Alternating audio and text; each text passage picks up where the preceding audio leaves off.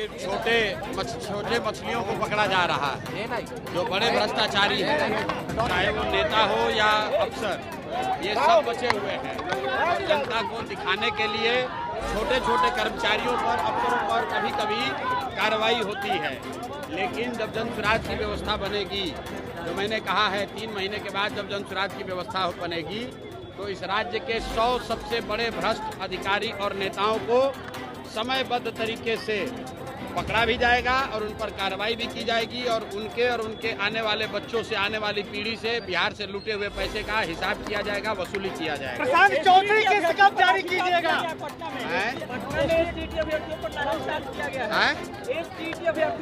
भाई आप ये बताइए कि बिहार का कौन सा ऐसा वर्ग है जिस पर नीतीश कुमार ने लाठी नहीं चलवाया है? ये बिहार का दुर्भाग्य है कि बिहार के बच्चे जब बिहार से बाहर जा रहे हैं तो लोग हम लोग को बिहारी कह के गाली देता है, थप्पड़ मारता है, अपमानित करता है। और बिहार की सरकार भी जो है, हम लोग जब सरकार तक लोग अपनी बात लेकर जाते हैं तो वहाँ पर भी नीतीश कुमार अपने बंगले में बैठकर उन पर लाठीचार्ज करवाता है। तो चाहे एसटीटी के अभ्यर्थी हो, आंगनबाड़ी सेविका हो, रसोईया हो, आशा वर्कर हो, चुने हुए प्रतिनिधि हो, अभ्यर्थी हो, परीक्षार्थी हो, हर व्यक्ति पर 3 साल में लाठी चला है। अब जनता ने इसीलिए तय किया है कि जब चुनाव होगा और नेताजी लोग आएंगे गांव में, तो जैसे वहां पर लाठी चली है वैसे इस बार वोट की लाठी चलेगी नेताओं के खिलाफ और इनको हरा कर इनका बोरिया बिस्तर बंद करके जनता घर भेजेगी। चौथी किस्त कब जारी कीजिएगा? चौथी किस्त कब जारी कीजिएगा? मैंने कहा था मंगल पांडे को 7 दिन का समय दिया है। जो 86 लाख रुपया मंगल पांडे ने 86 लाख रुपया देकर अपना फ्लैट खरीदा है। हमने 25 लाख का डिटेल जारी किया। मंगल पांडे ने डर के मारे ये स्वीकार किया कि हाँ भाई गलती हुआ, 25 लाख रुपया लिए थे, उधार लिए थे। अब उनसे पूछा है कि अब बाकी का 61 लाख का हिसाब दो। 7 दिन का समय दिया है, अब समय वो पूरा हो रहा है। जैसे ही पूरा होगा, मंगल पांडे नहीं बताएंगे तो हम बिहार की जनता को बता देंगे कि 61 लाख रुपया ये कहां से गबन करके लाए थे।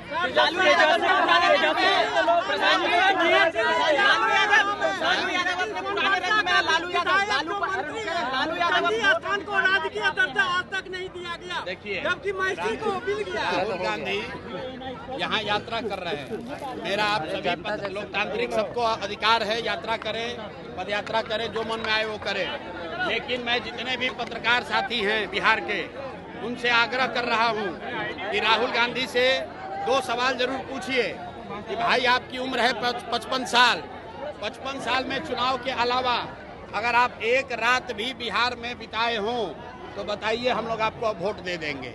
आज तक इस आदमी ने एक रात बिहार में नहीं बिताया है, वो आज वोट मांगने आया है। दूसरा सवाल राहुल गांधी से पूछिए कि जब महाराष्ट्र में बिहार के बच्चों के साथ बदतमीजी हो रहा था, मारा पीटा जा रहा था, जब तेलंगाना में रेवंत रेड्डी ने, कांग्रेस के मुख्यमंत्री ने कहा कि बिहार के बच्चों का डीएनए है मजदूरी करना, तब राहुल गांधी ने अपना मुंह क्यों नहीं खोला?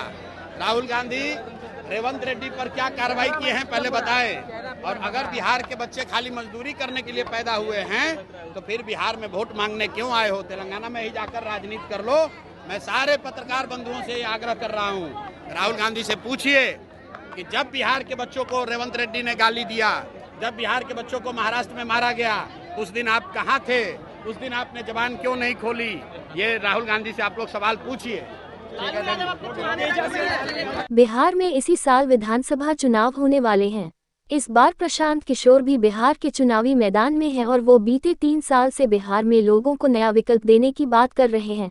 लेकिन एक सवाल उनसे हमेशा पूछा जाता है कि पूर्ण बहुमत नहीं मिला तो क्या करेंगे, क्या वो किसी गठबंधन के साथ जाएंगे? एक बार फिर उनसे इसी तरह का सवाल पर एक इंटरव्यू के दौरान पूछा गया। इस सवाल पर प्रशांत किशोर ने बड़ी बात कही है। उन्होंने कहा कि या तो अर्श पर रहेंगे या फर्श पर, किसी को सपोर्ट करने का सवाल ही नहीं है। उन्होंने यहाँ तक कह दिया कि 20-25 सीट आई तो मैं अपने विधायकों से कहूँगा कि वो किसी और दल से हाथ मिला लें, मैं फिर मेहनत कर चुनाव लड़ूंगा। उन्होंने कहा कि वो बिना पूर्ण बहुमत आए किसी और के साथ सरकार नहीं बनाएंगे। हमें मंत्री नहीं बनना है जो किसी से हाथ मिला लें।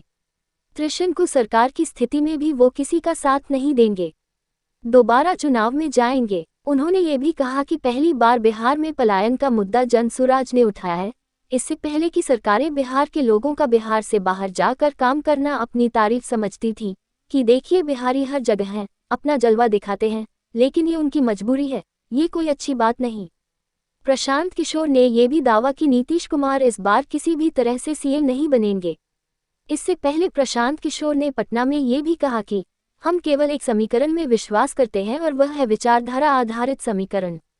इस देश में आधे से ज्यादा हिंदू विचारधारा के आधार पर भाजपा के साथ नहीं है।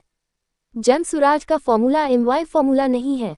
जन सुराज का फॉर्मूला यह है कि सभी हिंदू जो विचारधारा के आधार पर गांधी, जयप्रकाश, बाबा साहेब अम्बेडकर, लोहिया को मानते हैं, उन्हें मुसलमानों के साथ एक सामाजिक राजनीतिक गठबंधन बनाना चाहिए। अगर ऐसा हुआ तो हम भाजपा को बुरी तरह हरा देंगे।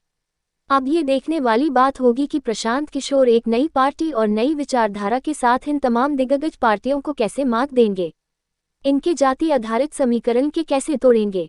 बिहार में वो अर्श पर रहेंगे या फर्श पर, यानी पूर्ण बहुमत के साथ बिहार में नई विचारधारा की सरकार बना पाएंगे या नहीं। बिहार में इसी साल विधानसभा चुनाव होने वाले हैं।